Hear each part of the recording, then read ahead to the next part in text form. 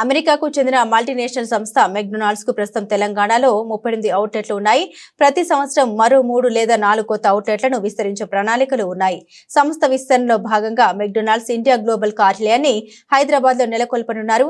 ఈ మేరకు తెలంగాణ ప్రభుత్వంతో బుధవారం సంస్థ ప్రతినిధులు ఒప్పందం చేసుకున్నారు. 2000 మంది ఉద్యోగులతో ఈ సంస్థ కార్యాలయం హైదరాబాద్ లో ప్రారంభం కానుంది.